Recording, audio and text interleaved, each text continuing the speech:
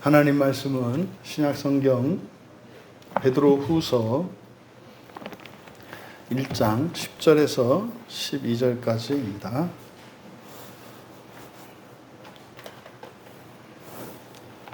1장. 지난주에 설교를 하다 보니까 9절을 하려고 하다가 말았더라고요. 그래서 9절부터 12절까지 함께 읽겠습니다. 이런 것이 없는 자는 맹인이라 멀리 보지 못하고 그의 옛 죄가 깨끗하게 된 것을 잊었느니라. 그러므로 형제들아 더욱 힘써 너희 부르심과 택하심을 굳게 하라. 너희가 이것을 행한즉 언제든지 실족하지 아니하리라. 이같이 하면 우리 주 곧 구주 예수 그리스도의 영원한 나라에 들어감을 넉넉히 너희에게 주시리라. 그러므로 너희가 이것을 알고 이미 있는 진리에 서 있으나 내가 항상 너희에게 생각나게 하려 하노라. 아멘. 더욱 힘쓰며 살아가라 라는 제목으로 말씀의 은혜를 나누고자 합니다. 우리말 성경을 따라서 더욱 힘쓰며 살아가라 이렇게 설교 제목을 정했습니다. 지금 베드로 후서를 우리가 이제 살펴보고 있는데 지금 베드로 사도의 마음은 그건 겁니다. 정말 이러저러한 우여곡절을 겪고 예수님을 믿고 그리스도인 된 성도들 또 그 신앙을 지키기 위해서 정말 재산상에 또 일신상에 심지어는 목숨까지도 버릴지언정 신앙을 버리지 않고 살아가는 수많은 신자들, 그러함에도 불구하고 기독교의 그 유익을 누리지 못하고 있는, 근데 그것이 현재적일 뿐만 아니라 종말론적으로도 예수님을 믿는 실제적인 유익에서 멀어지고 있는 그리스도인들에 대한 안타까움과 고민이 담긴 편지입니다. 그래서 베드로 사도는 이 편지를 통해서 사는 동안도 예수님을 믿으면서 살아가는 자들이 얻을 수 있는 실제적이고 놀라운 그 유익과 은혜들, 그 능력들을 덧입으면서 단지 그것을 일신상의 즐거움과 안전과 행복만을 위해 살아가는 것이 아니라 힘이 없고 능력이 없고 은혜가 없는 이들을 도우면서 구원하면서 살아갈 수 있도록 하고자 하는 것입니다. 그래서 마침내 자신은 이 세상에서 누릴 수 있는 그런 즐거움들을 포기함으로써 오히려 그것을 사람들 구원하는 데 사용하고 자신은 종말에 이루어질 그 첫째 부활의 영광을 위하여 살아가는 신자들이 되기를 바라는 마음으로 이 편지를 쓰고 있는 겁니다. 앞에서 지금 베드로후서에서 시작할 때 이미 정확하게 이 5절과 6절과 7절에서 예수를 어떻게 하면 예수를 잘 믿고 사는 건가요? 어떻게 하면 정말 종말에 심판을 받지 않고, 다시 말해서 지옥을 거치지 않고 하나님 나라에 즉시 들어갈 수 있으며, 또 내가 지옥에 들어가지 않고 하나님 나라에 들어간다고 하는 그 확실한 증거들을 이 세상을 살아가는 동안 은혜를 누리며 그 증거와 표적들을 우리가 확인하면서 살아갈 수 있는 인생에 대해서 가르쳐 준 겁니다. 그래서 앞에서 열거한 이 내용들, 이것이 사실은 우리들이 신앙생활을 하는 핵심이란 말이에요. 근데 이제 이렇게 되는 이유가 뭐냐? 그래서 이렇게 이걸 열매 맺는 삶이라고 한단 말이에요. 믿음으로 시작을 해서 사랑으로 끝마쳐지는, 이렇게 선순환하는 이런 삶을 살아가면 그러면 어떻게 돼요? 예수님을 아는 예수 그리스도의 참 지식을 갖추게 되고, 그러면 우리가 열매 맺으면서 살아갈 수 있다는 거예요. 근데 그렇게 하지 않으면 그렇게 하지 않으면 예수를 믿는 사람이라 하더라도 열매 없는 자가 될 수 있다는 거죠. 이거를 이제 앞에서 밝힌 겁니다. 그러면 왜 열매가 없느냐? 다시 말해서 예수님을 믿고 구원도 믿고 부활도 믿고 주님의 심판도 믿어요.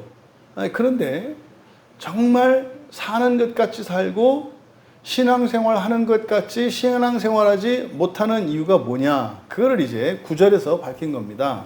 그래서 9절에서 왜냐하면 이렇게 돼요. 왜냐하면 우리말 성경은 이런 것이 없는 자는 맹인이라 멀리 보지 못하고 그의 옛 죄가 깨끗하게 된 것을 잊었기 때문이다. 이렇게 되어 있습니다만은 여기서 이런 것이 없는 자라고 하는 이것은 이제 바로 앞에 8절에서 열매 없는 자를 말하는 겁니다.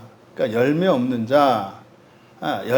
자에게 이런 것들이 옆에 항상 있는 것은 아니며, 그러니까요, 사는 것 같이 살지 못하고 정말 신앙생활 하는 것 같이 신앙생활하지 못하는 사람들, 그 사람들은 바로 앞에서 이야기했던 이렇게 7가지의 이 선순환, 이것이 띄엄띄엄 있단 말이에요.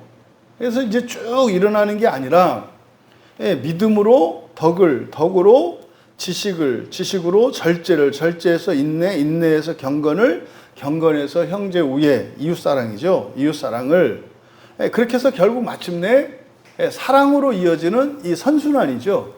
이게 계속 순환을 하는 겁니다. 그러니까 이것을 일상으로 그렇게 살아내지 않는다 이 말이에요. 그렇기 때문에 인생이 무미건조하고 뭐 이렇게 의미도 없고 재미도 없고 또 교회를 다니고 예수님을 믿고 살아가는 신앙생활에도 생생함이 없단 말이에요. 그래서 뭐 무슨 어려운 일이 터지거나 심각한 일, 불행한 일들 뭐 이런 일이나 생겨야 그런 문제를 해결하려고 뭐 교회로 달려오거나 해서 틈만 나면 이렇게 이제 멀어지려고 하는, 그래서 뭐 문제가 해결되고 물질적으로 또 정신적으로 환경적으로 하나님이 이렇게 복을 주시면 금세 또 이렇게 주님에게서 교회에서 떠나서 세상 길로 나가는 이런 삶을 살아간다는 거죠. 근데 이제 그러니까 또 그런 사람들은 왜 그러는가? 이렇게 열매 맺는 삶을 살지 않기 때문이고, 또 9절에서 두 번째가 뭐냐면 그는 그의 이전의 죄들의, 우리말 성경은 그의 옛 죄가 깨끗하게 된 것을 잊었기 때문에 멀리 보지 못하고 눈이 멀었기 때문이다. 이게 무슨 말이냐면 우리가 예수님을 믿고 특히 뭐 우리들은 한 달에 한 번씩 성찬을 하잖아요. 그럼 성찬식을 통해서 우리가 언약을 갱신함으로써 어쨌든 그 이전의 성찬 이후로 지었던 죄들과 우리의 잘못과 실수와 이 모든 것들을 깨끗이 용서받고 씻음 받을 수가 있단 말이에요. 근데 그것을 자꾸 잊어버린다는 겁니다. 그러니까요, 나는 이제 더 이상 과거에 했던 똑같은 실수나 잘못을 반복하지 않아도 되고 않을 수 있는 사람이 되었는데 옛 습관을 따라 다시 살아간다 이 말이에요. 나는 이럴 수밖에 없어 라고 한다 이 말이죠. 그러니까 우리의 일상이 바뀌지 않고 이 열매를 맺는 은혜의 선순환의 삶을 살지 못한다라고 이제 9절에서 밝힌 겁니다. 그러니까 10절에서 그러므로니까 이거에 대한 대책이에요. 그럼 어떻게 우리가 이 믿음으로 사랑에 이르는, 믿음으로 시작해서 사랑에 이르는 이런 성화의 삶이죠. 이런 성화의 삶, 거룩한 삶, 이건 사실은 우리의 본성이 변화되어지는 삶입니다. 어떻게 이렇게 살 수 있는가? 그것이 이제 10절에서 구체적인 실천적인 지혜를 주는 겁니다. 그러므로 형제들아 더욱 힘써서 너희 부르심과 택하심을 굳게 하라. 그 다음에 왜냐하면입니다. 왜냐하면 너희가 이것을 행한즉 언제든지 실족하지 아니하리라. 그러니까 여러분들이 믿음, 하나님이 우리에게 주신 그 믿음으로 여러분들이 덕을 쌓고 지식을 쌓고 절제와 인내를 키우고 그리고 경건에 이웃사랑에 그리고 사랑으로 이어지는 이렇게 해서 계속 선순환하면서 우리의 본성이 바뀌고 우리의 인생이 바뀌고 팔자가 바뀌고 삶의 환경이 바뀌는, 나로 인해서 내 가족도 바뀌고 친척들도 바뀌고 친구들도 바뀌고 교회 지체들도 바뀌는, 그래서 진짜로 사는 것 같은 이런 인생을 살아갈 수 있다는 거죠. 그 실천적인 방법으로 제시된 게 10절의 상반절 얘기예요. 그러니까 어떻게 해라? 더욱 힘써 너의 부르심과 택하심을 굳게 하라는 겁니다. 근데 여기서 우리가 생각을 해봐야 되는데, 여기서 힘쓰다라고 번역한 단어가 힘쓰다, 이게 이제 스푸다조라는 말인데, 이거는 서두른다는 뜻입니다. 속도를 내다, 서두르다, 그러니까 박차를 가하다, 뭐 이런 뜻입니다.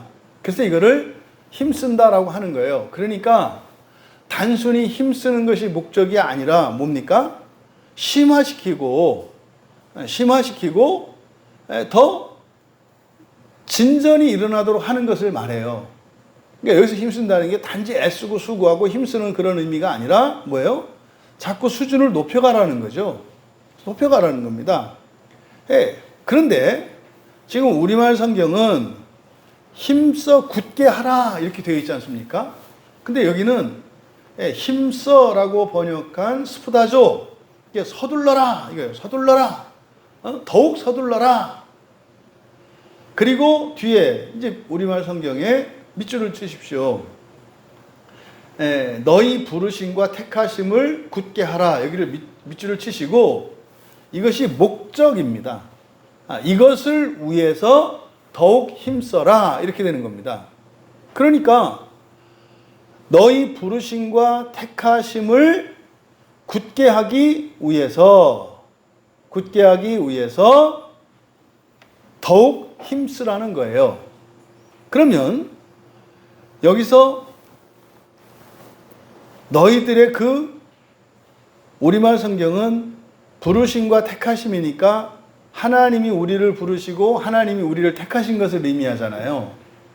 근데 이게 이제 그대로 직역을 하면 소유격으로 되어 있기 때문에 너희들의 그 부름과 선택이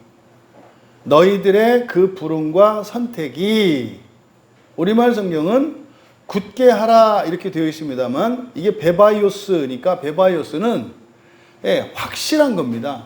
우리가 돌다리도 두드려보고 건너라 그러잖아요. 두드려보고 건너라. 그러니까 돌다리가 금이 갔는지 안 갔는지. 그러니까 사실은 돌다리는 뭡니까? 확실한 길이잖아요. 확실히 안전한 길이잖아요. 그래도 한번 두드려 보라는 거죠. 뭐를 위해서? 안전을 위해서 확인하라는 거지 않습니까? 그래서 우리가 땅바닥을 다닐 때 땅이 꺼질까봐 염려하지 않아요. 왜요? 이 땅은 견고하기 때문입니다. 이게 베바이오스라는 말이에요. 그래서 이 베바이오스는 굳은이라고 번역을 했습니다만, 이게 견고한, 안전한, 확실한 이런 뜻입니다. 그러면은 여기서 그 부름과 너희들의 그 부름과 선택이 확실하게 되도록 이렇게 되는 거예요. 직역하면. 그러니까 너희들의 그 부름과 선택이 확실하게 되도록. 그러니까 여기에 이게 소유격이기 때문에 항상 소유격은 주체의 소유격과 객체의 소유격 두 가지 의미를 다 생각해야 된다. 이제 지금 우리말 성경은 너희들의 부르심과 택하심이니까 하나님이 너희들을 부르신 것과 선택하신 것 이런 뜻이죠. 그러니까 너희들의라고 하는 이 소유격을 목적으로 해석을 한 거죠. 너희들을 부르시고 너희들을 선택하신 누가? 하나님이. 요거를 이제 객체의 소유격이라고 해요. 그러니까 이 소유격 뭐뭐의라고 되어 있는 소유격을 을로 번역을 했으니까. 그러니까 이거를 이제 우리말 성경에 번역되어 있는 것처럼 이런 객체의 소유격으로 번역을 해서 하나님이 우리를 부르신 것과 선택한 것이 확실하게 되도록. 그럼 여러분 생각해 봐야 돼요. 하나님이 우리를 부르시고 선택한 게 확실하지 않은가요? 그렇지 않잖아요. 그러면은 이게 어떤 의미가 되겠어요? 하나님이 우리를 부르시고 선택한 것, 선택하시고 우리 확실해요. 그런데 이것이 확실하도록이라고 하는 것은 뭡니까? 하나님이 확실하게 해놓으신 그것에 더 가까이 가는 걸 말하겠죠. 이게 성장과 성숙을 의미한다고요. 그러니까 이걸 객체의 소유격으로 우리말 성경과 같이 번역을 하면 이거는 성화적인 의미가 있는 거죠. 그러니까 이건 불확실하다는 의미가 아니라 더 뭐하라는 거예요? 완전해져 가라는 거죠. 그러니까 하나님이 정말 우리를 부르셨고 선택하신 그것. 하지만 우리는 미완성이잖아요. 되어가는 중 아닙니까? 그러니까 그것이 더 확실하게 되도록이니까 더 그리스도인답게, 더 성령 충만하고 더 거룩한, 그래서 더 신성이 커지고 인성이 신성으로 더 많이 변화되는 이런 의미겠죠. 그런데 이것을 주체의 목적격으로 또 번역을 할 수가 있는 거예요. 그럼 주체의 목적격이 되면 부름과 선택이 하나님이 아니라 누가 한 거예요? 너희가 한 거예요, 너희. 그러니까 너희들의 부름이니까 뭐 초대라고 하면 되겠죠. 너희들의 초대와 너희들의 선택이 확실하게 되도록. 그럼 보십시오. 객체의 소유격일 때는 하나님이 우리를 부르시고 선택한 것이고, 그럼 우리가 주체가 되었을 때는, 부름과 선택의 주체가 우리가 됐을 때는 우리가 부르고, 그러니까 누군가를 초대하는 거죠. 그리고 선택한 거. 이게 뭐예요? 이거는 선교적인 의미죠. 전도와 선교적인 의미가 되는 거예요. 그래서 소유격으로 나타냄으로써 우리들이 더 온전해지도록, 또 우리가 누군가에게 복음을 전했고 또 우리가 전도한 누군가, 그것이 더욱더 확실하게 되도록. 그러니까 그건 뭡니까? 이런 선교적인 의미다 이 말이에요. 그래서 지금 너희들의 그 부름과 선택이 확실하게 되도록 이라고 하는 것은 성화적인 의미와 그리고 선교적인 의미, 두 가지 의미가 다 포함되어 있다. 그것을 위해서 뭐 하라는 거예요? 더욱 서둘러라. 여기서 그냥 뭐 힘써라 이렇게 하지 않고 왜 서두르라고 했을까? 이거는 이 베드로 사도께서 바로 이런 구원의 긴박성을 나타내기 위해서 말씀하신 것으로 보여요.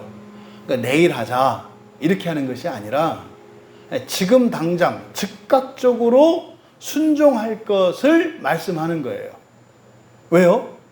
그게 나 자신뿐만 아니라 선교적인 의미에서 내가, 일단은 우리 가족들, 또 내 주변에 있는 친구들, 이웃들, 더 나아가서 내가 복음 전하고 기도하고 소원하는 그 사람들에게까지도 영향을 미치는 거예요. 그러니까 여러분, 항상 우리가 기억하셔야 된다. 우리가 예수님을 믿고 신앙생활하는 이것은 항상 나 자신을 위한 것이면서 모두를 위한 것이라고요. 이걸 기억하셔야 돼요. 그래서 나를 위해서는 뭐 이렇게 해야 될 어떤 필요나 동기부여가 안 될 때, 그때는 어떻게 해요? 이타적인 목적을 가지고 해야 되는 거예요. 내 주변에 있는 누군가를 위해서. 또 이제는 내 주변에 있는 누군가는 어떤 이타적인 목적을 위해서 동기부여가 안 될 때는, 그때는 뭐예요? 자신을 위한 목적으로 신앙생활에 힘을 내야 되는 거예요. 그런데 이것이 언제 어떻게 될지 모르잖아요. 내 주변에 있는 사람이 언제 죽을지도 모르고요. 나도 언제 죽을지 몰라요. 그래서 여기서 서두르라 라고 하는 말을 통해서 즉각적으로 순종하여 구원을 이루어가는데 힘쓸 것을 권면하는 겁니다. 그런데 여기서 이 말씀을 주신 대상이 누굽니까? 형제들아 그랬어요. 형제들아. 그러면 이 형제는 누구이겠는가? 그러면 이제 앞에 베드로 사도께서 말씀한 것을 보면 열매를 맺는 사람들이 있고 열매 맺지 못하는 사람들이 있잖아요. 근데요, 열매 맺는 사람들이나 열매 맺지 못하는 사람들이나 전부 형제들인 거죠. 그러면 그동안 열매 맺지 못하고 그냥 형식적인 신앙생활을 하던 형제들에게는 이제부터는 그러지 마라. 그 믿음으로 내 구원을 이루어 가서 너에게 이렇게 사랑의 진전이 일어나고 사랑의 농도가 짙어지고 사랑이 확장될 수 있도록 이제 즉각적으로 지금부터 살아라. 이런 의미가 되겠고, 또 은혜 안에서 경건한 생활 습관, 이 경건의 삶을 사는 이들에게는 어떻게 해라? 더 해라. 더 해라. 왜? 그 얘기는 우리가 더 할 수 있다는 이야기예요. 그리고 사실은 그렇게 더 하고자 할 때 우리는 하나님께 의존적이 됩니다. 내가 할 수 있는 만큼만 하게 되면은 하나님께 의탁하지 않아요. 뭐 우리가 주일에 요한복음 8장의 주제가 믿는 것과 의탁하는 것 사이의 긴장이지 않습니까? 그러면 의탁하지 않는 그 이유, 여기에는 결핍이 없고 말이죠. 그런 긴박성, 절박함이 없기 때문에 그런 겁니다. 그러니까 여기서 바로 이 형제들, 이것은 모든 성도들에 대한 이야기예요. 그러니까 사실 뭡니까? 회개를 촉구하는 거죠. 잘해왔던 사람들은 잘해왔던 사람들대로, 또 미루고 게을렀던 사람들에게는 또 그 사람들대로 회개할 것을, 변화되고 바꿀 것을 이야기하는 거죠. 그러니까 하나님 말씀을 들을 때 이거는 나에게는 상관이 없고 다른 누구에게만 해당되는 말씀은 없어요. 근데 들을 때 이거는 나한테는 상관이 없고 다른 누군가에게 상관이 있는 것처럼 생각될 때는 이미 내 마음이 한계와 있고 또는 굳어져 있는 상태인 거예요. 그러니까 1차적으로 모든 말씀은 나를 위해서 주시는 말씀이기 때문에 개인적으로 적용이 되고 개인적인 교훈이 돼야 돼요. 그리고 나서 소원이 생겨야 돼요. 하나님, 이 진리가 다른 이들에게도 동일하게 들려지고 깨달아지기를 원합니다. 그래서 함께 더욱 힘쓰며 살아갈 수 있게 되기를 원합니다. 이렇게 이제 가야 되는 거죠. 이렇게 하라고 하는 목적, 그러니까 더욱 서두르라고 하신 그 말씀의 그 이유가 뭔지, 왜냐하면 10절의 하반절에 왜냐하면 이렇게 되는 겁니다. 굉장히 놀라운 말씀이고 위로가 되는 말씀이에요. 왜냐하면 너희가 이것을 행한즉, 이렇게 하는 거죠. 5, 6, 7절에서 이야기했던 그 삶을 또 어떻게 해요? 이제 여기 10절에서 추가돼서 더욱 서두르면서 힘을 내서 하는 거죠. 이같이 한즉 언제든지 실족하지 아니하리라. 언제든지 실족하지 않을 것이기 때문이다. 이렇게 되는 거예요. 언제든지 실족하지 않는다. 그러니까 넘어지지 않는다는 거죠. 그러니까 이겁니다. 나는 왜 신앙생활을 하다가 안 하다가 하다가 안 하다 왜 이러지? 나는 왜 성경을 읽었다 안 읽었다, 기도를 했다 안 했다 왜 그러지? 그 이유를 그것을 막을 수 있는 방법, 그게 뭐라는 거예요? 조금 더 힘내라고 하라는 거예요. 그러니까 안주하는 순간 어떻게 돼요? 미끄러진다고 얘기를 하는 거예요. 사는 동안은 말입니다. 항상 우리가 바퀴, 두 개의 바퀴가 언덕을 오르고 있다. 이렇게 항상 염두에 두셔야 돼요. 글쎄요, 너무 좋다. 이제는 힘 좀 빼도 되겠다. 이거는 뭐 하는 거예요? 뒤로 미끄러지는 거라고요. 그러니까 이거를 그냥 확정해야 돼요. 우리가 사는 동안은요, 힘껏 살아야 돼요. 힘내서, 더 힘내면서 신앙생활을 해야 된다고요. 언제까지요? 사는 동안이에요. 근데 사람들은 그거 어떻게 그럴 수가 있어, 이렇게 얘기를 한단 말이에요.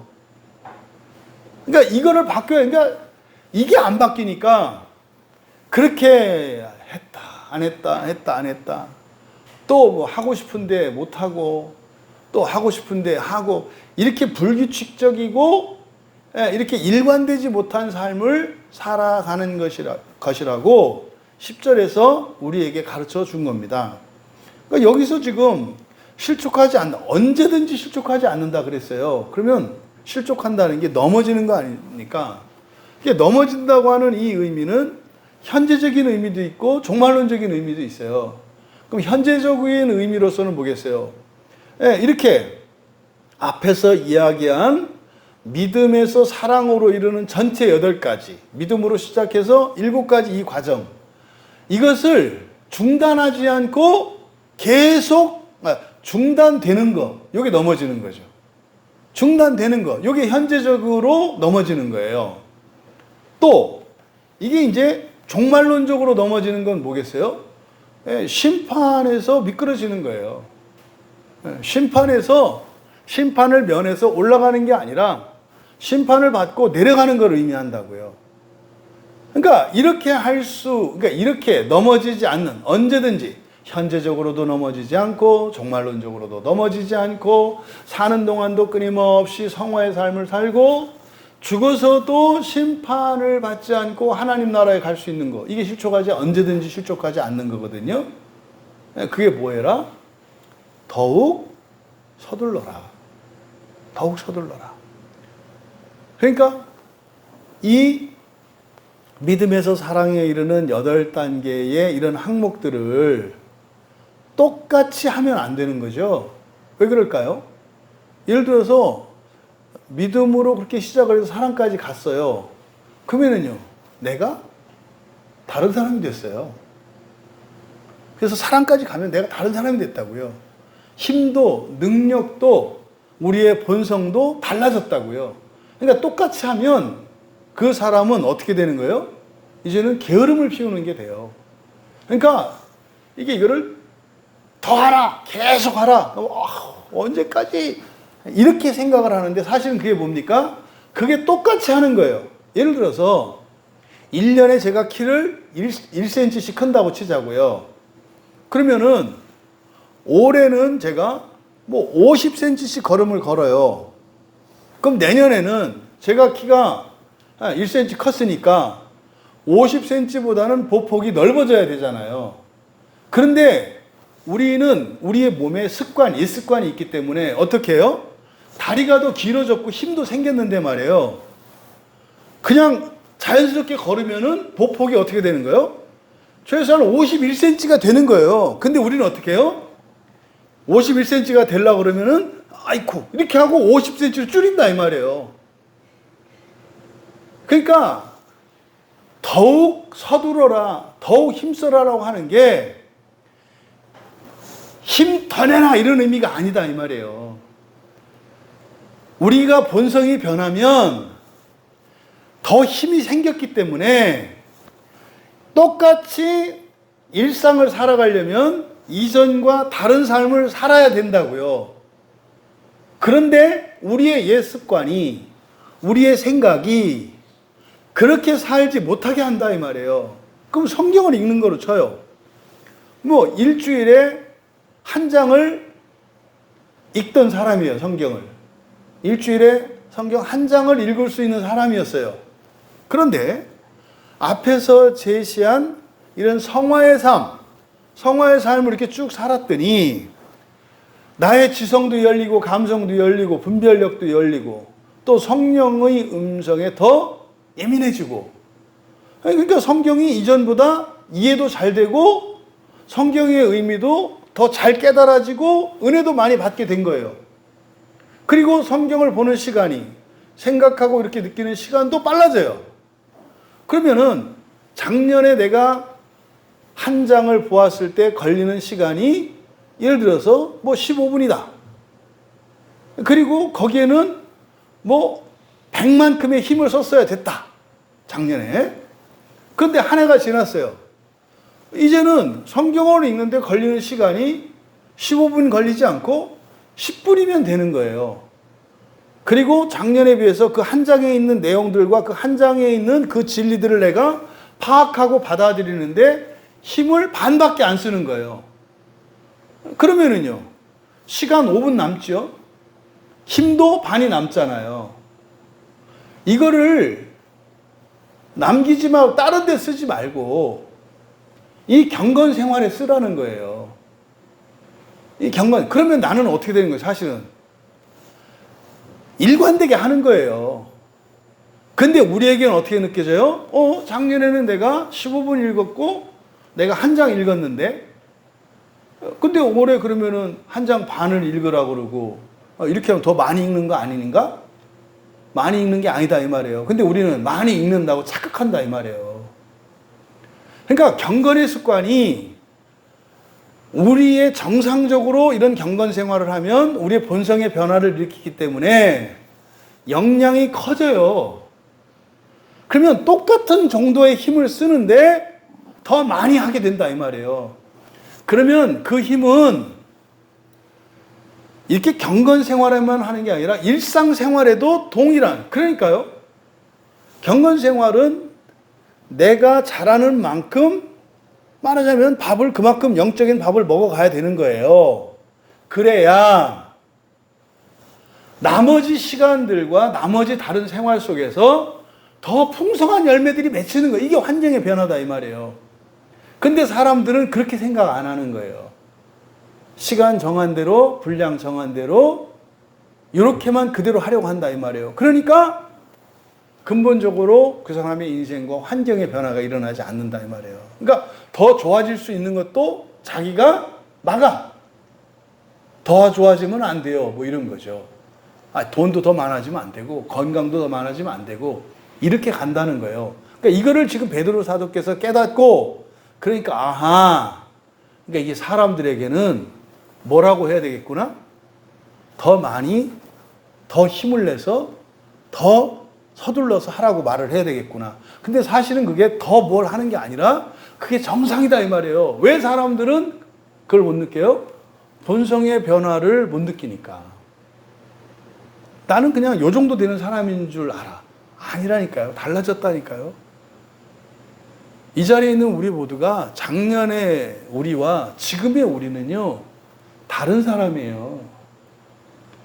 더 거룩해졌고, 더 아름다워졌고, 더 능력이 있어졌고, 더 똑똑해졌고, 더 지혜로워졌다고요.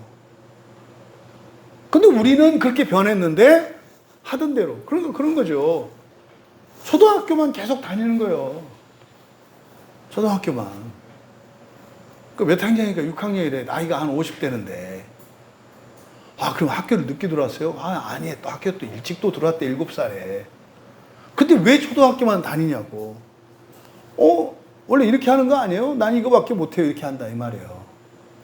난 그리고 중학교는 배운 적이 없는데. 가면 이제 배울 수가 있어, 들어가면. 요 얘기를 하는 거죠, 10절에서. 그리고 11절에서 다시 한번 종말론적인 실체적인 의미를 밝힙니다. 11절에서 이같이 하면, 왜냐하면으로 시작돼요, 11절. 왜냐하면, 그러니까 바로 앞에서 뭐라 했습니까? 이렇게 하면 언제든지 실족하지 않을 것이기 때문이다. 그러니까 이렇게 하면 언제든지 실족하지 않는다 그랬잖아요. 근데 왜냐하면, 그러니까 왜 실족하지 않느냐면, 왜 언제든지 실족하지 않느냐면, 이렇게 하면 어떤 일이 일어나냐면 말이지, 이같이 하면 우리 주 곧 구주 예수 그리스도의 영원한 나라에 들어감을 넉넉히 너희에게 주실 것이기 때문이다. 이렇게 되는 거예요. 근데 여기서 그대로 기억하면, 우리 주 구주라고 되어 있는 게, 이게 이제 구원자입니다. 우리 주 구원자 예수 그리스도의 영원한 나라 밑줄 치시고요. 신약 성경에서 이렇게 정확하게 영원한 나라라고 이렇게 표현된 것은 여기밖에 없어요. 대부분은 뒤에 나라가 생략되어 있습니다. 근데 그거를 그냥 우리가 천년왕국 이렇게 말을 하잖아요. 근데 베드로 사도께서 여기서 영원한 나라 이렇게 얘기를 해요. 근데 사실은 이 영원한이라고 번역한 이 단어가 뭐라 그랬어요? 그 시대라 그랬잖아요. 시대. 그래서 그대로 직역한다면 그 시대의 왕국 이렇게 되는 거예요. 그 시대 왕국, 그 시대 왕국. 그러니까 그리고 이제 나라라고 우리가 보통 교회에서 사용을 하는데 이게 많이 오해가 돼요.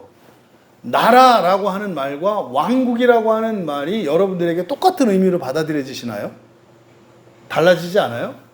나라 그러면은 보통 현대 국가 개념이라고요.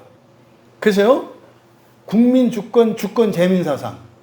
그러니까 나라의 주인은 국민이다라는 생각이 있어요. 국가, 나라를 생각하면.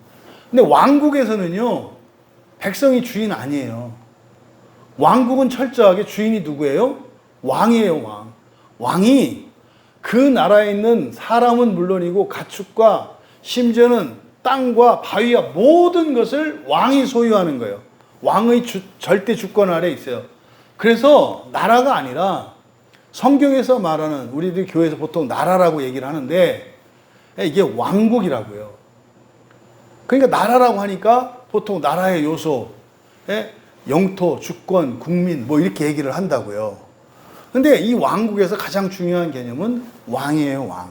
이 왕의 절대 주권. 그러니까 여기서 그 영원한 왕국이라고요. 영원한 왕국. 그러니까 이 왕국에는 왕이 딱 한 명밖에 없어요. 그분이 누구세요? 그분 예수 그리스도시라는 거예요. 근데 그분이 우리들, 너희들도 나와 같이 보좌에 앉아서 다스릴 거다. 왕권을 주시잖아요. 그죠? 그래서 그 왕국은, 예수 그리스도의 그 왕국은, 왕은 그리스도이시지만 왕직을 부활한 우리들이 대행을 하는 것이 영원한 나라란 말이에요. 그래서 하나님의 나라라고 했을 때 예수 그리스도 성자 하나님의 나라. 그런데 부활하여 그리스도와 함께 연합한 이들이 또한 그리스도를 대신하여 다스리는 왕국. 이런 개념이 있는 거예요.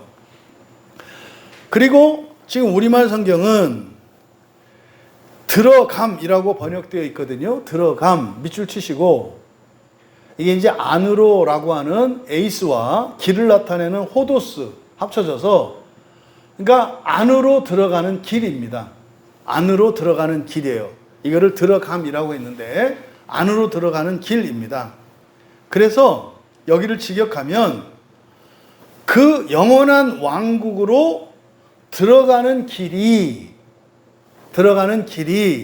수동태로 되어 있어요. 너에게 주시리라, 여기서 주다라고 번역되어 있습니다만, 여기서 주다라고 번역된 게 공급되다라는 뜻이거든요. 공급되다. 그래서 에피 코레게요. 그래서 공급하는 거예요. 딱 맞는 거예요. 에피는 정확한 거라고 그랬잖아요. 그러니까 틀림없는 것이 공급되는 거예요.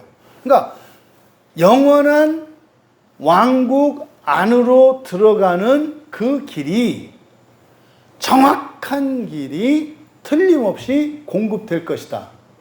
그러니까요, 앞에서 10절에서 이야기했던 실족하지 않는다라고 할 때, 이 실족하지 않는 것은 종말론적인 의미와 현재적인 의미가 있다고 그랬잖아요. 현재의 삶 속에, 그러니까 현재가 원인이에요? 미래가 원인이에요? 미래가 원인이라고 얘기를 하는 거예요. 미래가 원인이라고. 우리는 시간적으로 볼 때 현재와 미래가 있으면 현재가 원인이 되고 미래가 결과가 되잖아요. 우리가 이렇게 해서 이렇게 되는 거 아닙니까? 또 과거와 현재를 놓고 보면 시간적으로는 과거가 원인이 되어서 현재가 있는 거잖아요. 우리들이 가지고 있는 인과론이 그런 인과론이에요. 근데 여기서는요, 언제든지라고 하는 것은 현재도 포함되어 있고 과거도 포함되어 있어요. 근데 그 원인이 바로 11절에서 어디에 있다는 거예요? 종말에 있다는 거예요. 그러니까 종말이 이렇게 확정되기 때문에 현재에도 과거에도 실족하지 않게 된다고 말하는 거예요.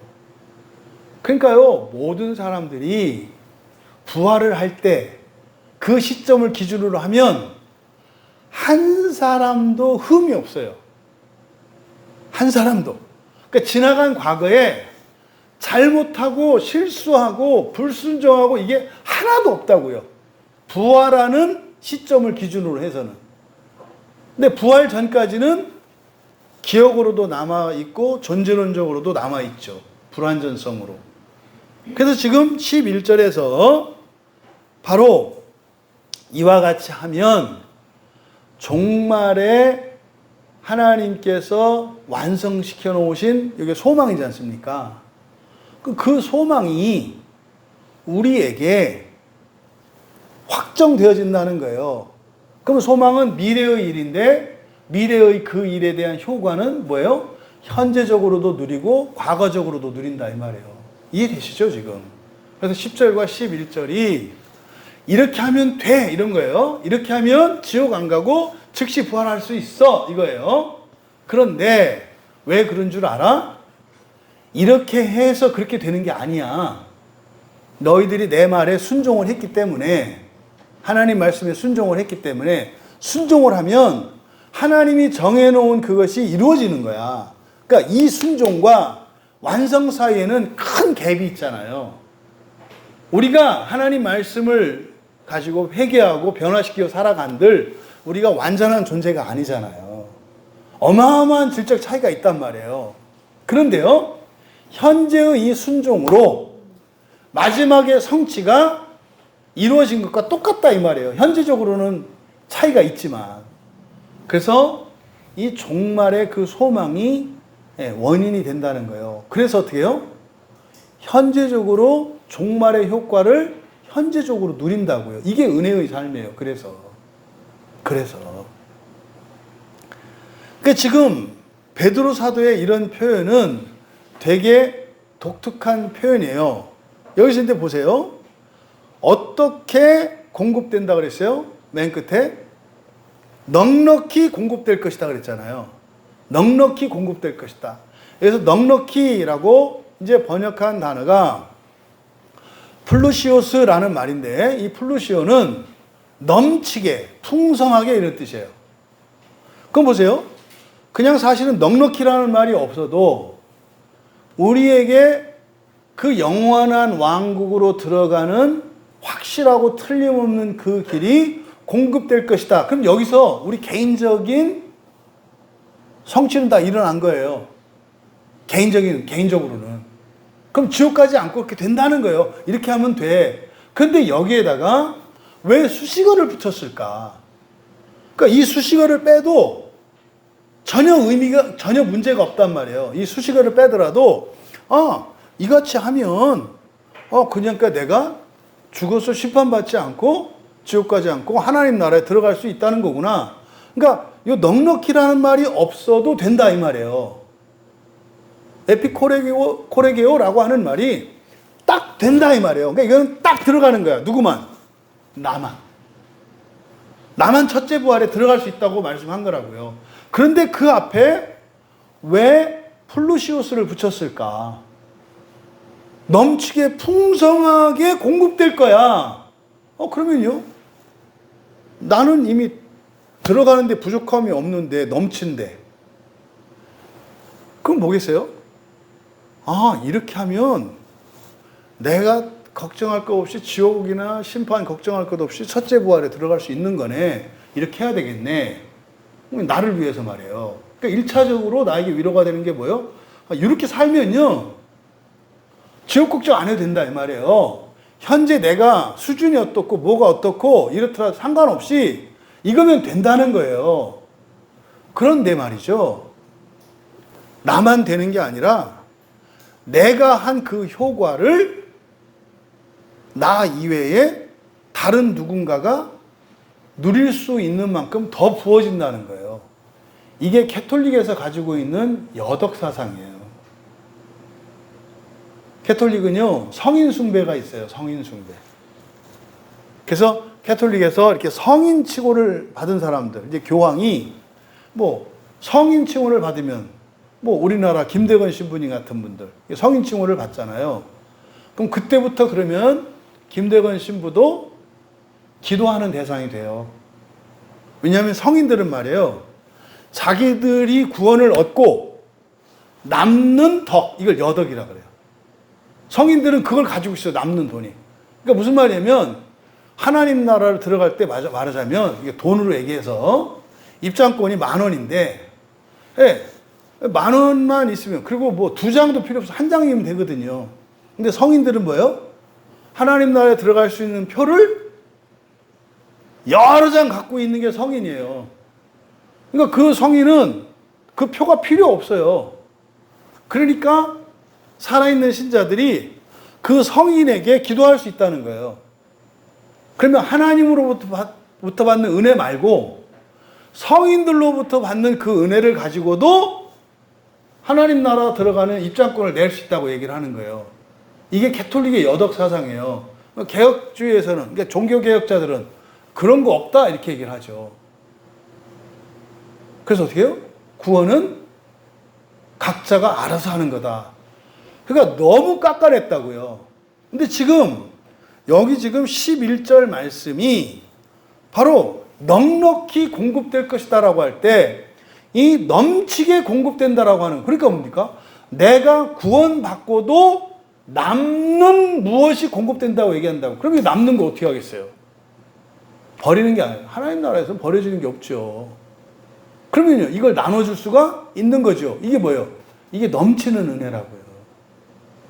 그래서 서두에 말씀드렸던 것처럼 여러분들이 이렇게 예배를 드리고 성경을 읽고 정말 사랑의 분량을 키워가는 것이 나를 위해서, 나의 구원을 위해서도 충분한 거야, 그거로.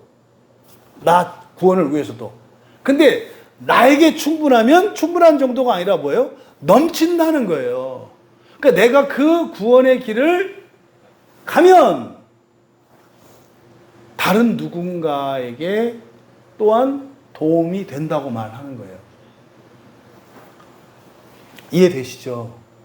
이게 지금 여기에 바로 이 플루시오스라고 하는 넘치게 공급될 것이라고 하는 이 말 속에 있는, 그래서 우리가 구원의 길을 걸어가는 성화의 삶을 살아가는 효과가 개인적으로 갑니다만 그것이 개인적으로도 그리고 공동체적으로도 효과가 온다는 거예요. 그러니까 우리나라에서 그리스도인들이 정말 그리스도인답게 살면요, 나라가 복받는다고 얘기를 하는 거예요. 또 여러분들이 그렇게 은혜를 받고 그 구원의 길을 살아가면 뭐예요? 여러분 돌아가신 조상들과 후손들에게까지도 그 유익이 돌아간다는 거예요. 이게 영적인 유산이라니까요. 근데 영적인 유산을요, 우리가 조상들한테 줄 수 있다는 거예요. 유산을 원래 조상이 자손들에게 주는 거 아닙니까? 그러니까요, 육체적으로는 우리의 조상들이 우리 조상들의 후손이야, 내가. 근데 영적으로는 여러분들이 조상이 되는 거예요. 영적으로는. 그래서 그리스도가 아브라함의 자손이잖아요. 아브라함의 자손이잖아요. 그 다윗의 자손이에요. 근데 그들이 예수님을 뭐라고 불러요? 주라고 부른다고요. 그리고 아브라함도 뭐예요? 그리스도의 자손이 된다니까요. 그게 뭔 말이야? 할아버지의 손자가 예수인데 또 할아버지가 이 손자의 자손이 된다 이 말이에요. 무슨 말인지 아시겠죠? 혈육을 따라서는 할아버지가 조상이고 이 손자가 자손이야. 근데 이 은혜를 나누어지는 점에서는 그리스도가, 그래서 그리스도는 모두의 조상이고 모두의 하나님이 되는 거예요. 그리스도가. 그럼 이게 개인적으로는 어떻게 돼요? 여러분들이, 그래서 여러분 가문에서는 여러분들이 여러분의 조상들의 영적인 조상이 될 수 있다 이 말이에요. 그러니까 영적인 질서가 바뀌어요. 혈육의 관계와 이런 영적인 관계가, 이 신분이 바뀐다는 말이죠. 뭐 때문에? 넘치는 그 은혜 때문에 그렇다 이 말이에요. 또 보통은 우리가 하나님 나라를 이야기할 때 하나님의 왕국이 오는 나라로 이해하잖아요. 그렇죠? 오는 나라로. 그래서 장차 도래할 나라로 이해를 해요. 근데 베드로 사도는 철저히 이걸 미래적으로 이야기를 합니다. 오는 나라가 아니라 뭐예요? 우리가 들어갈 나라. 들어갈 나라. 그러니까 무천년적 종말관을 가지고 있는 사람들이 있어요. 지금이 하나님 나라래. 그 맞지 않는 거예요. 베드로 사도는 지금은 들어갈 수 없는, 우리가 부활해야 들어갈 수 있는 그 하나님의 예수 그리스도의 왕국이 있다는 것을 여기서 강조하고 있어요. 그래서 여기에 영원한 나라, 영원한 왕국이라고 베드로 사도만 사용한 표현이에요. 이 표현이 구약에 사용돼요. 구약에 시편 145편 13절, 그리고 다니엘 4장 3절과 7장 14절에 영원한 나라라고 하는 이 단어가 사용되는데, 시편 145편 13절을 읽어드리면 이렇게 돼 있어요.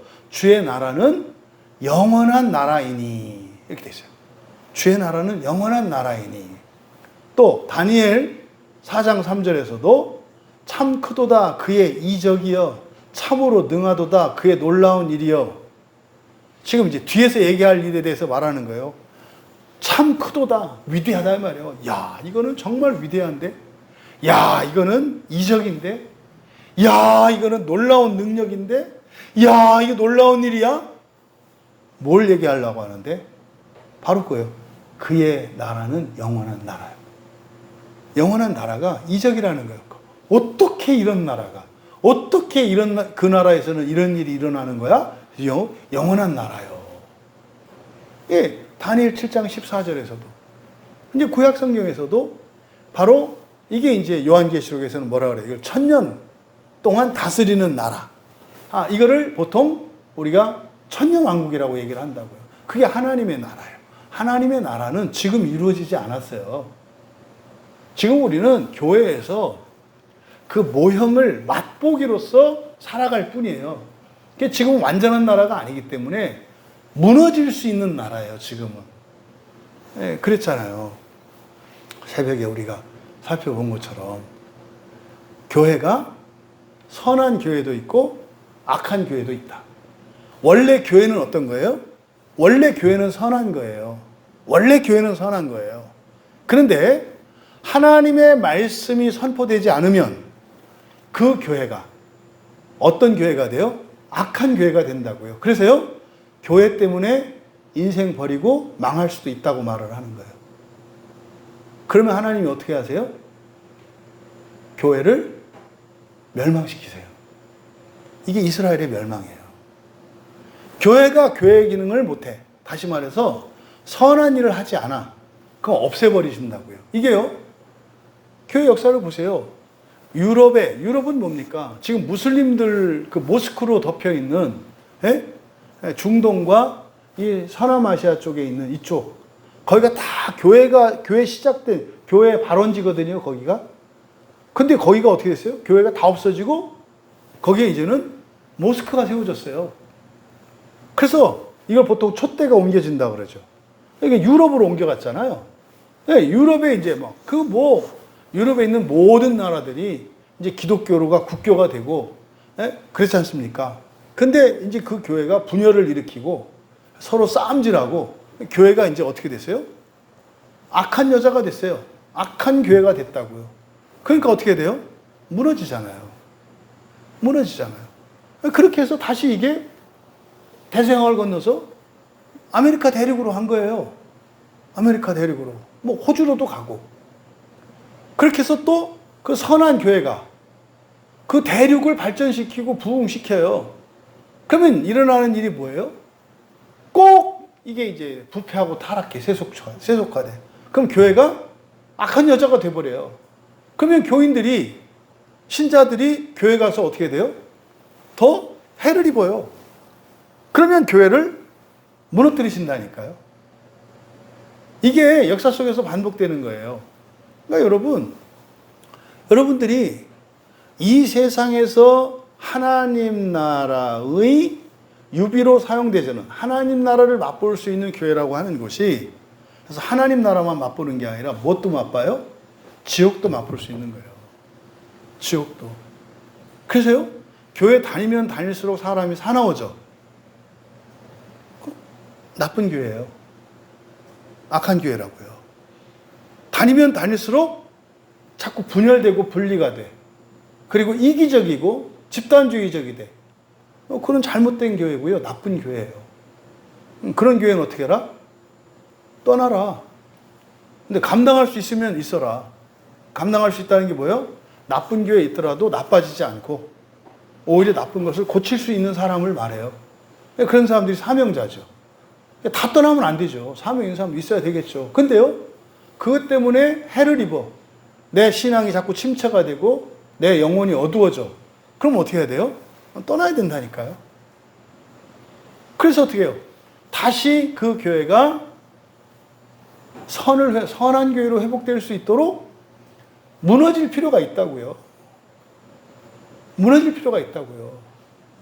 그래서 다시 선하게 회복돼야 된다 이 말이에요. 그러면요, 무너져도 그루터기가 있어서 다시 세워진다니까요.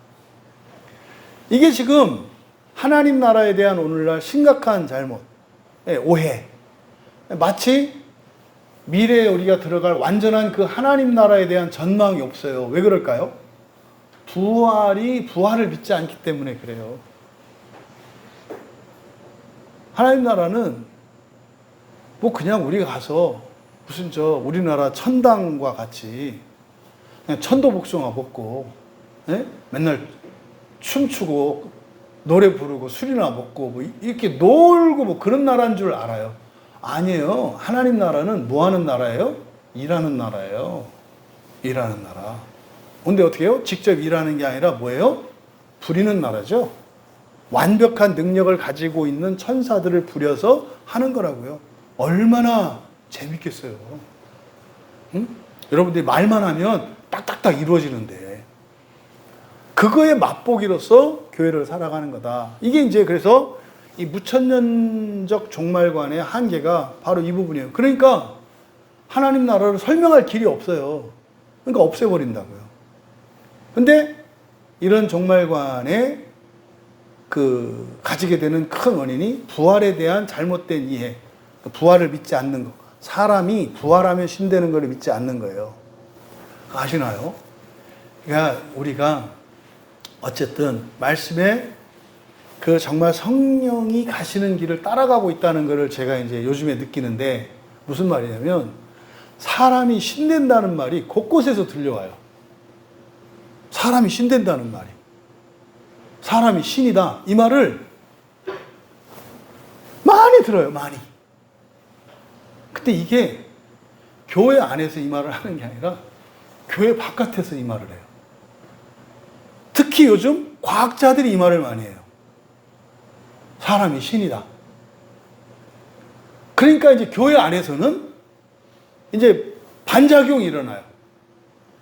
그러니까 지금 우리가 구원은 사람이 신되는 거라고 했잖아요. 이제 모양새가 과학자들이 하는 말을 듣고 하는 것처럼. 근데 우리가 훨씬 빨라요. 사람들이 말하기 이전부터 오래전부터 계속 해왔던 이야기이기 때문에 따라서 한 게 아니에요. 그 사람들이 따라서 하는 거예요. 그러거든요. 교회가 부패하고 타락하면은요, 하나님이 돌들을 말하게 시킨다 그래요. 그러니까 교회에서 진리가 선포되지 않잖아요. 그러면요, 교회 바깥에서 진리가 선포된다니까요. 그러니까 사람이 신되는 것이다. 이건 지금 과학자들은 그걸 목표로 연구하고 있어요. 사람이 불멸의 신이 되는 것을 목표로 지금 연구하고 있다고요. 그러니까 무신론자 불신자들도 사람을 신으로 만들어 보겠다고 저렇게 애를 쓰고 공부하고 어마어마한 돈을 들여서 연구하는데, 아니 성경에서 하나님이 이렇게 만들어 주시겠다고 하는데도 이 교회 다니는 것들은 그런 게 어디 있느니? 그러니까 누가 하나님 말씀을 믿어요? 교회 안에 있는 사람이 아니라 교회 밖에 있는 사람들이 하나님의 말씀을 믿네요. 물론 다른 건 안 그렇지만 이 구원에 관해서 말해요. 그러니까 이게 맞구나. 이 때가, 이 시기가 이게 뭐 우리가 앞서 있거나 이런 게 아니라 흔히 말하는 정말 하나님의 그 때가 점점점 가까워지는 게 맞겠구나. 뭐 요즘에 이런 징조들이나 지진이랄지, 이런 자연 환경의 파괴랄지, 전쟁에 대한 소식이랄지, 전염병이랄지, 이게 뭐 바이러스, 이게 다 전염병, 이게 다 종말론적 징후거든요. 성경에서 예고된. 근데 그것이 아니더라도, 지금 보니까 교회 밖에 있는 이들이 진리를 말하는, 이게 언제냐면 멸망의 징조예요. 멸망의 징조. 이스라엘이 아니라 이스라엘을 공격하는 주변 국가들을, 그들의 왕들을, 또 그들의 선지자들을 하나님이 하나님의 계시를 전하는 하나님의 사자들로 사용하세요. 이때가 언제요? 이스라엘이 멸망할 때요. 이스라엘이 멸망할 때. 근데 우리나라는 그것 때문에 우리가 불안해할 필요 없어요. 왜요? 어쨌든 우리 교회에서 얘기하고 있잖아요. 그러니까 우리 교회가 뭘 맡고 있어요? 멸망을 맡고 있어요.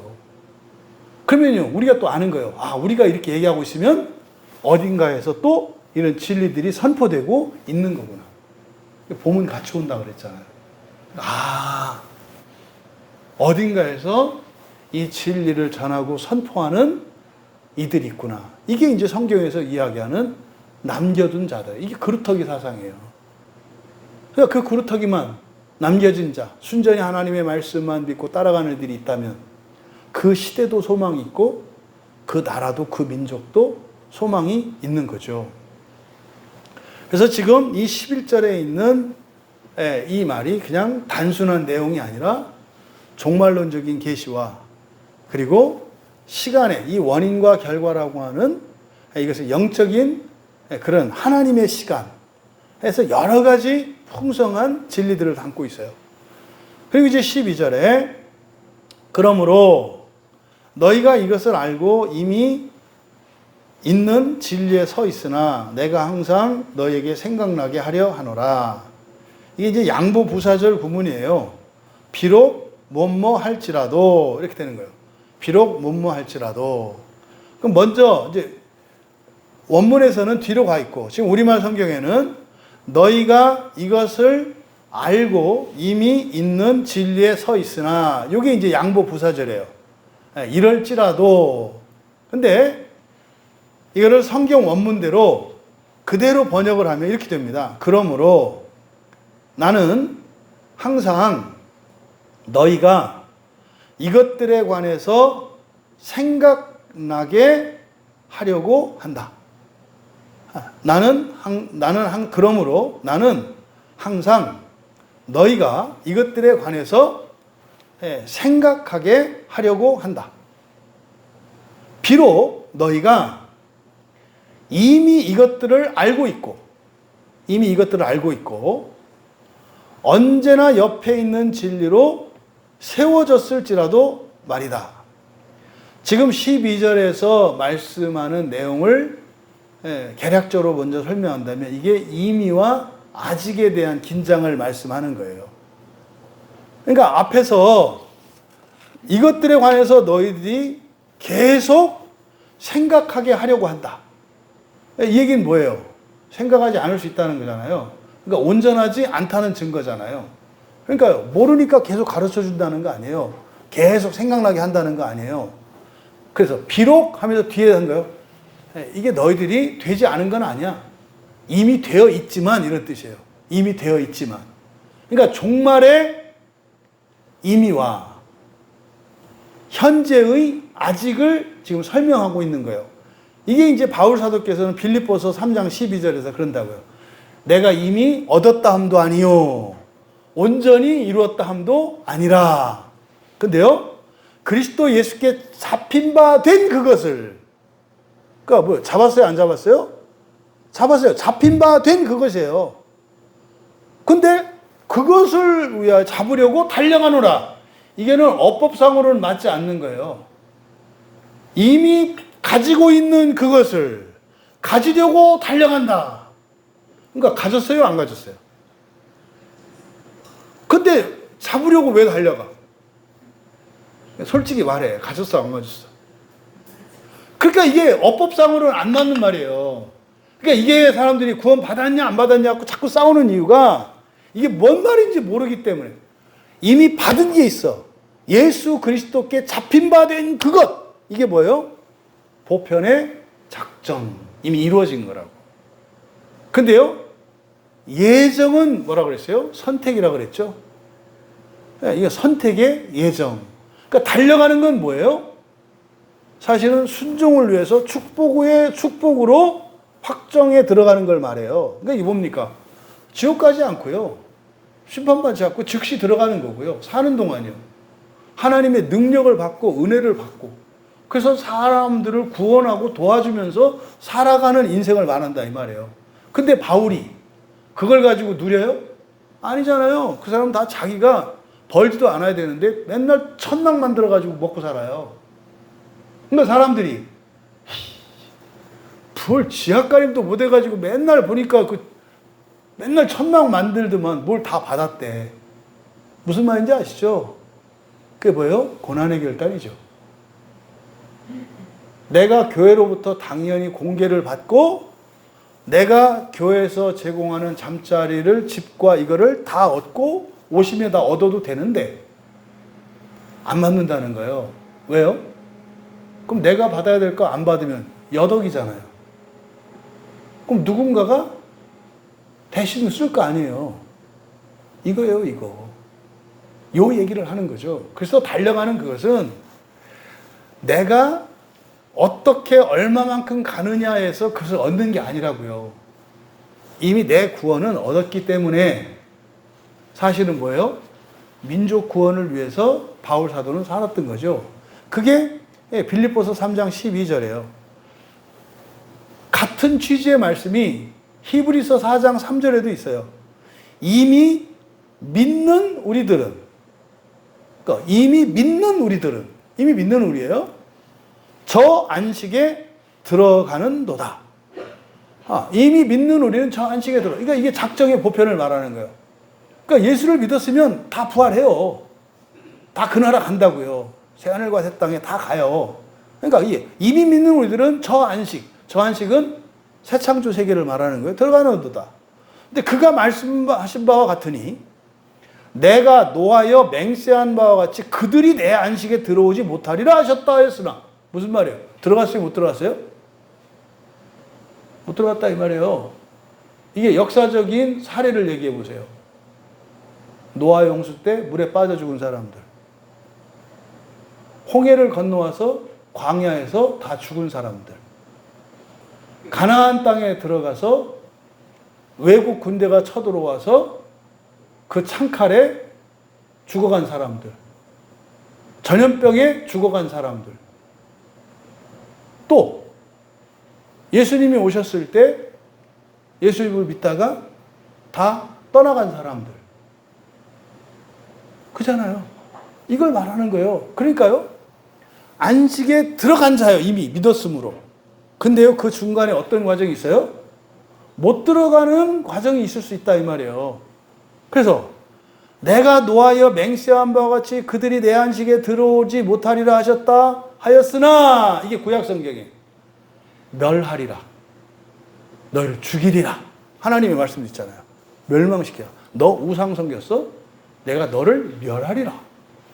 이런 말씀들을 말하는 거예요. 내 안식에 들어오리라, 들어오지 못하리라 하셨다 하셨으나 세상을 창조할 때부터 그 일이 이루어졌느니라. 이거 뭔 말이야?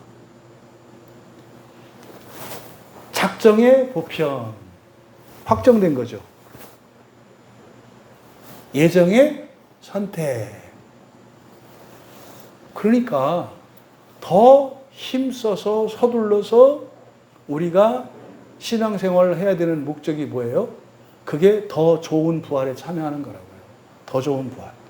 그러니까 지금 12절에서 베드로 사도께서 하신 이 말씀은 바울 사도도 하신 말씀이고 또 히브리서 기자도 한 말씀이고 이미 이건 구약의 말씀이란 말이에요. 구약 성경을 보고 많은 사람들이 하나님을 두려워하는 사람들이 많잖아요. 왜요? 멸하리라. 그냥 죽여버리겠다. 멸망시키겠다. 이 경고가 있거든요. 근데 그거는 영원히 버려진 게 아니라니까요. 그게 뭐예요? 예수님이 구약에 죽었던 사람들을 구원하기 위해서 가셨다니까. 시간적으로 이렇게 되는 거예요. 여러분들이 예수님을 믿었잖아요. 예? 여러분들이 예수님을 믿는 순간 예수님이 여러분 조상들을 다 찾아가시는 거예요. 믿는 순간. 그래서 여러분 조상들을 예수 믿게 해요. 근데 여러분 조상 중에 고집 센 사람들이 있어. 그 사람들은 거기서도 잘 안 믿는 사람이 있어. 근데 그때 복음을 듣고 믿는 사람이 있어. 이해되시죠? 그리고 여러분 조상 중에 법 없이 착하고 성실하게 산 사람이 있고 아주 못되게 산 사람이 있잖아요. 조상들 중에. 그러니까 예수 안 믿어서 지옥 가는 게 아니라 그 사람들이 했던 행실 때문에 그걸 고치기 위해서 있다 이 말이에요. 그러니까 예수 안 믿어서 지옥 가는 게 아니에요. 예수를 믿어서 지옥에서 나오는 거라고. 여러분만 나오는 게 아니라 여러분. 그러니까 여러분이 예수를 믿기 전에 만약에 여러분이 여러분 가문에서 최초로 예수님을 믿은 사람이라고 가정을 합시다. 그럼 여러분 이전에 여러분 조상들은 아무도 예수님을 믿지 않았잖아요. 근데 여러분이 예수를 믿는 그 순간 여러분들 조상 중에는 낙원으로 올라가는 분들이 계세요. 여러분들이 믿는 순간. 그럼 또 그럴 수 있어요. 아, 그러면 내가 늦게 믿는 바람에 늦게 올라가. 아니라고. 다 자기 행실, 자기 행위에 대해서 책임을 지는 거기 때문에 우리나라에 기독교가 안 들어왔기 때문에 불이익을 당하는 거 없다 이 말이에요. 지옥에서 겪는 것은 다 자기가 한 행위 때문에 겪는 거라고. 하지만 예수를 믿지 않으면 올라오지는 못해요. 그러니까 죄 없이 흠 없이 살았다 할지라도 그 사람들은 뭐예요? 사는 동안은 그렇게 잘 산 것 같지만 사실은 죄를 져요. 대표적인 게 뭔지 아세요? 불교적 세계관을 가지고 있는 사람들은 무조건 가난한 사람들은 무조건 도와주죠. 그건 선행이에요. 왜? 행위 자체가 중요하거든. 예, 보시하는 거. 보시가 예, 도와주는 거거든요. 이게 공덕을 쌓는 거예요. 그러면 가난한 사람을 도와주는 건 무조건 선해요. 불교에서는. 사람 차별하지 않아요. 근데요, 이 사람이 살인 강도예요. 살인 강도라고. 이 사람을 내가 도와줬어요. 그래서 이 사람이 내 도움을 받아갖고 가서 사람을 죽였어요. 내가 도와준 게 잘한 거예요? 못한 거예요? 악한 거예요. 나의 의도는 그렇지 않더라도. 그래서 이 세상에 있는 것은 다 모두 상대적 선이에요. 그러면 사람의 기준으로 보았을 때는 법 없이 사는 것 같고 잘 산 것 같은데 자기의 의사와는 상관없이 사랑을 베풀고 선을 뱉은 그 사람의 악함으로 인해서 악을 방조하고 도와준 결과가 돼요. 그래서 기독교인의 선행과 불교나 다른 인간적인 선행은 달라요. 그래서요, 아무나 막 도와주는 거 아니에요. 이거를 자꾸 이렇게 도덕적으로 생각하니까 이거를 구분을 못 한다고요. 그러니까 예수님을 믿기 이전에 정말 성인과 같은 삶을 살았다 할지라도 그 사람은 자기의 본심과 다르게 무엇을 저질러요? 죄를 짓고 악을 저지른다니까요. 근데 그거를 알아, 죽으면. 그때 그렇게 됐다는 거. 그럼 어떻게 됐어요? 도와준 거에 대해서 이를 갈며 후회하고 슬피 울겠죠. 당신이 그 사람을 도와주는 바람에 그 사람이 나라와 민족에 그리고 수많은 사람을 괴롭혔어. 당신이 안 도와줬으면 그 사람 그때 그냥 죽었으면 그 사람 혼자 그냥 끝냈을 건데 당신이 구사일생으로 그 사람 살려놓는 바람에 그 사람이 더 많은 사람에게 더 많은 악을 베풀었기 때문에 어마어마한 고통받는 사람들이 있었어. 이런 거예요. 그래서 우리가 예수를 늦게 믿었기 때문에 불이익을 당하는 건 없다. 이해되시죠? 제가 말씀드리는 게. 빨리 믿을수록 이익이 큰 거지. 늦게 믿고, 다시 말해서 그러니까 어느 나라에 기독교가 늦게 들어온 것 때문에 불이익은 없다. 기독교는 이익만 있다. 이익만 있다. 근데 사람들은 어떻게 해요? 아, 그러니까 이익이 있으면 더 빨리 들어왔으면 더 이익이 있어. 그거는 말이 안 되는 얘기예요. 차라리 500년 전에 들어왔으면 더 이익을 볼 수 있었잖아요. 이게 말도 안 되는 소리라고. 이게 딱 뭐예요? 물에 빠진 사람 건져줬더니 보따리 내놓으라고 하는 거예요. 당신이 날 살렸으니까 나 잃어버린 보따리 책임져. 말이 안 되는 말이에요. 근데 사람들은 그게 가능하다, 그런 말을 할 수 있다고 생각을 한다고. 여러분들이 확정되어 있어요, 부활은.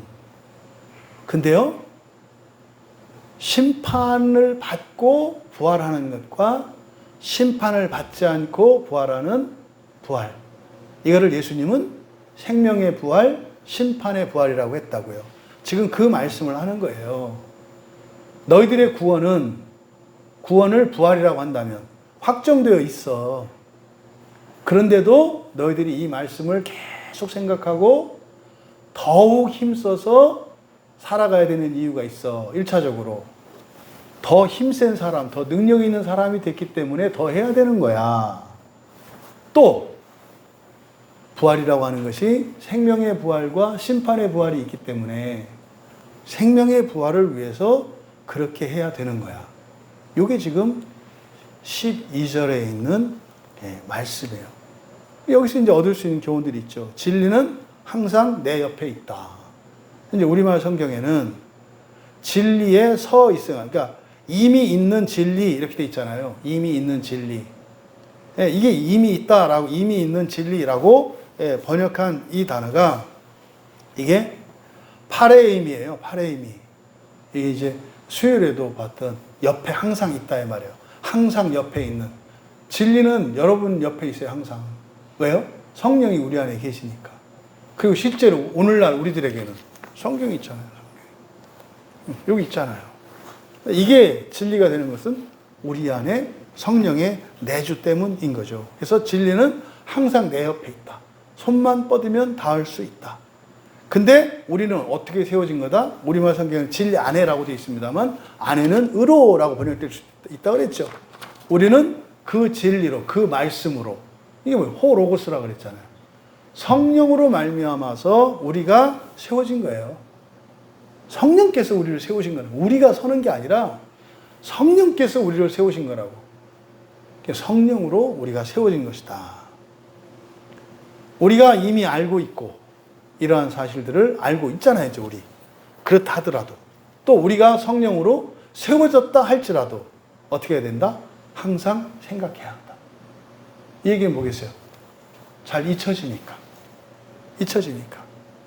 그랬잖아요. 앞에 9절에서 뭐 한다고 그랬어요? 우리가 자꾸 잊어버린다고 그랬어요. 잊어버린다. 그래서 어떻게 돼요? 시력이 멀리 보지 못한다. 근시안 됐다 이 말이에요. 근시안. 눈 감은 게 아니에요. 근시안이에요. 시력이 약화된다 이 말이에요. 도시 사람들이 시력이 약화되는 이유가 뭐래요? 멀리 보지 않기 때문이래요. 멀리 보지 않기 때문에. 초원이나 산에서 사는 사람들이 시력이 좋은 이유는 시력을 자꾸 활용하기 때문에 멀리까지 볼 수 있대요. 근데 도시에 사는 사람들은 빌딩 숲에 가려 있어서 멀리 보지 않기 때문에 시력이 약해진대요. 그 얘기 하는 거예요. 그러니까 우리가 이렇게 죄가 용서되었다라고 하는 것. 그래서 우리에게는 죄를 짓지 않을 수 있는 능력이 있다는 것. 이걸 잊어버리지 말고 그 능력을 발휘하지 않으면 근시안이 되고, 그래 나중에 어떻게 돼요? 맹인처럼 될 수 있다 말이에요. 근데 이거는 장애가 있는 게 아니라 이건 뭐예요? 후천적 장애라는 거예요. 우리 스스로가. 그러니까 교회도 신자도 그렇게 될 수 있다 이 말이에요. 그러니까 어떻게 해야 된다? 더욱 힘써서 5절에서 7절에 걸쳐 있는 이 성화의 과정을 끊임없이 힘써서 살아가야 된다. 그러면 여러분도 걱정할 필요 없고, 여러분을 통해서 여러분 가족과 주변에 있는 사람들도 걱정할 필요 있고, 도와줄 수 있고, 그런 종말에만 좋은 게 아니라 현재의 삶 속에서 되게 좋은 말씀이에요. 이게 복음이라니까. 내 능력 이상의 삶을 살 수도 있다. 그 이유가 뭐다? 종말에 확정된 그것을 현재적으로 살아갈 때 순종하면서 살아가면 없는 능력으로도 능력이 있어야만 얻을 수 있고 누릴 수 있는 것을 현재적으로도 살아갈 수 있다. 이 진리가 우리 모두에게 믿음으로 받아들여지고 깨달아질 수 있기를. 그래서 정말 힘을 쓰며 신앙생활하고 말씀을 통해서 마음 기행하고 살아가는 그것이 여러분들에게 큰 가치가 있는 일이고 의미 있는 일이고, 그게 실제적인 기쁨과 만족이 되시기를 주님의 이름으로 축원합니다. 우리 말씀을 생각하며 함께 기도합시다. 여러분들 보고 더 힘내십시오 라고 할 때는 뭡니까? 이미 힘이 생겼다는 거예요.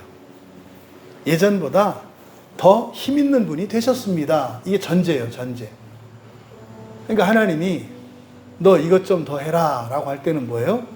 이미 할 수 있는 힘을 주셨다는 거예요. 은혜를 주셨고 능력을 주셨다는 거예요.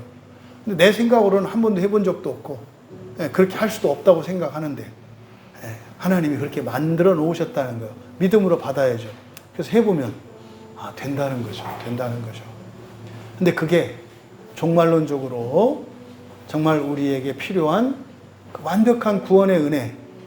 근데 그게 나만이 아니라 그거를 어떻게 넘치게 주시기 때문에 그것의 유익과 효과를 우리 가족, 가문, 또 동시대 누군가에게도 그게 누려진다는 거예요. 그래서 주일에도 말씀드렸습니다만 신앙생활 열심히 하는 게 나를 최고로 위하는 거고 동시에 이 세상을 최고로 위하고 또 내가 할 수 있는 최선이라는 거예요. 그걸 여러분이 믿음으로 받아들이고 다시 한번 결단하는 시간 되시길 바라고 나라와 민족을 위해서 기도합시다. 여러분, 이 나라는 평화가 필요해요. 지금 평화하지 못하는 이유는 분단 상황 때문에 그렇습니다. 남과 북으로 정말 이데올로기의 그 냉전 시대 이미 끝난 지 오래거든요. 전 세계에. 근데 우리나라만 지금 30년이 지났는데로 우리나라만 그 냉전 체제가 유지되고 있어요. 그러니까 그 냉전의 영향으로 뭐 다 어느 나라나 이렇게 지역 갈등 있고 있어요. 그런데 말입니다. 나라를 위할 때는 다 한 마음이 되거든요. 근데 우리나라의 문제는 뭐냐면 그냥 대립을 위한 대립이에요. 분열을 위한 분열이에요. 그러니까 어떤 일에 있어서도 화합이 안 돼요. 아니 여러분 어떻게 우리나라 국민 민족보다 어떤 사람은 중국을 더 좋아하고 어떤 사람은 미국을 더 좋아하고 어떤 사람은 러시아를 더 좋아할 수가 있습니까? 말이 안 되는 거예요. 일단 기본적으로 우리는 서로 아끼되 싸울 수 있어요. 근데 다른 나라하고 이렇게 비교하면 무조건 우리가 돼야죠. 근데 지금 우리나라가 참으로 이상한 것은 다른 나라가 더 좋다. 그러니까 뭐 우리 식구보다 남의 식구가 더 좋다. 뭐 하면? 나를 좋아하고 내 마음에 들면 잘못된 거예요. 이건 지금 영적인 일입니다. 우리나라를 위해서 기도할 때 하나님, 우리나라의 이 지독한 분열의 정신, 그리고 거짓, 정말 파렴치, 그리고 멸망을 향해서 치닫는 이 정신, 하나님, 이것은 배후에서 역사하는 악한 영들의 역사거든요. 하늘에 천군 천사들을 보내주십시오. 선한 영들을 보내주십시오. 가족 안에서는 최소한 가족들이 다른 가족보다는 우리 가족을 더 우선하고 생각해야 되는 거예요. 우선. 평등이라는 게 가족과 다른 가족을 똑같이 평등하면 안 돼요. 또 우리 교회는 다 한 교회에 있겠습니다만 다른 교회에 있는 지체들보다 우리 교회 안에 있는 지체들이 우선이에요. 이게 회복돼야 된다고요. 근데 이 광야교회에 있으면서도 광야교회 밖에 있는 사람들을 더 좋아하고 그 사람들하고 더 친밀하게 지내. 둘이 전화 왔어. 근데 교인을 만나는 게 아니라 바깥에 있는 사람을 만나.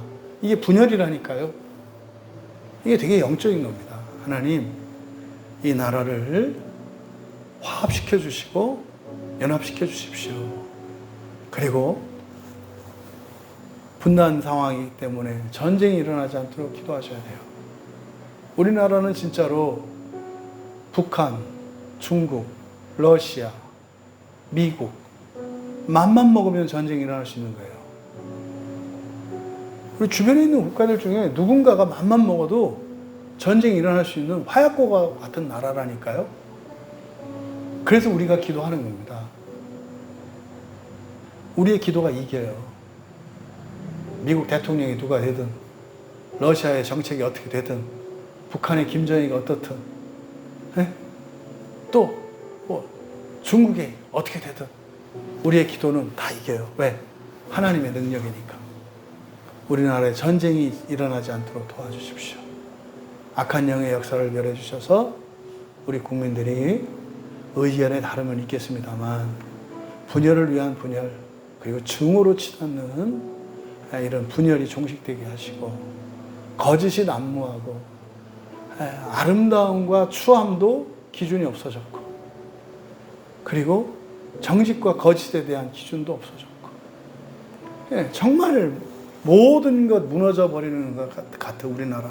하나님, 도덕과 아름다움과 법과 무엇보다 자유와 사랑이 회복되게 하옵소서.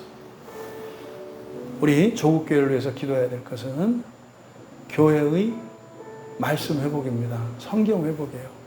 그러면 다 됩니다. 다 돼요. 왜요? 성경이 똑같이 가르쳐 주시니까 다 알 수 있어요. 다 알 수 있어요. 성경만 모든 교회에서 바로 가르치려고 노력을 한다면요, 점점점 교회는 하나가 되어가요. 점점점. 능력도 나타나고 다 돼요.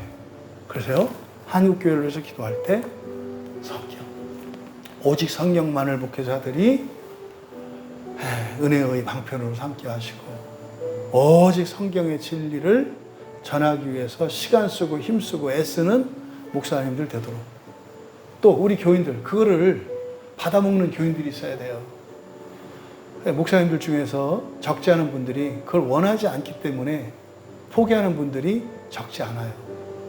어느 교회마다 말씀을 기뻐하고 감사하며 은혜 받는 교인들이 있게 해주십시오. 그래서 목회자들이 기죽지 않고 뭐 이렇게 허무함 느끼지 않고 보람을 느끼고 계속 말씀을 연구할 수 있도록, 그 말씀을 받아먹는 어린 천새와 같은 그런 교인들이 꼭 있게 해주셔서 목사님들 포기하지 않게, 또 목사님들이 바른 말씀을 전할 때 정말로 변화되고 새롭게 되는 역사, 은혜의 일들이 일어나게 하셔서 더 많은 사람들이 따라올 수 있도록 우리 한국교회 위해 기도해 주시고, 우리 광야교회 위해 기도하실 때 하나님, 한 소망 안에 하나 되게 하옵소서. 한 소망이 뭔지 아시죠?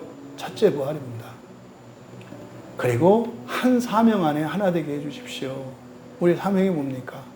나를 통해서 최소한 우리 가족과 우리 가문, 우리 나라와 민족과 동시대 사람들이 지옥 없이 부활하는 거예요. 이게 우리들의 사명이에요. 하나님, 이 한 소망 안에, 한 사명 안에 하나 된 우리 교회 되게 하옵소서. 다양성 있을 수 있어요. 하지만 이 한 소망과 한 사명 안에 있게 하옵소서. 그리고 이제 8월 첫째 주에 있는 매물도 전도를 위해서 의료진도 인원이 확정이 됐습니다. 오늘 그 16명으로 이제 확정이 됐거든요. 그래서 또 이제 임원으로 섬기시는 분들, 또 이런 준비 과정들에 은혜를 주시고 힘 주시고 순적히 이루어질 수 있도록. 사실 이 여리고성은 매물도는 가나안 땅에 들어가는 여리고성과 같아요. 그래서 거기는 지금 이렇게 상황으로 봐서는 도저히 안 되는 곳입니다. 근데 연화도에서 우리가 한번 맛봤거든요. 그럼 이제 성경 출애굽기를 따르면, 그 여호수아서를 따르면은 연화도가 이제 여리고가 되면은, 그럼 이제 매물도는 아이성이 돼요. 또 실제로 또 규모도 또 그러네. 근데 아이성에서 졌어요. 아이성에서 졌던 이유가 뭐냐면 여리고성 전투에서 하나님의 것을 챙겼기 때문에 그래요. 그게 뭐냐면 하나님의 영광과 명예와 그것을 사람이 챙겼기 때문에, 아간이 그걸 훔쳤기 때문이잖아요.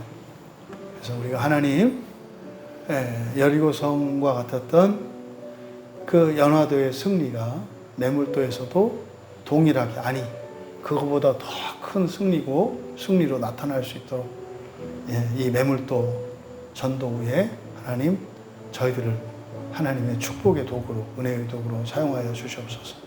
기도하시고 개인적으로 돌아가면 되겠습니다.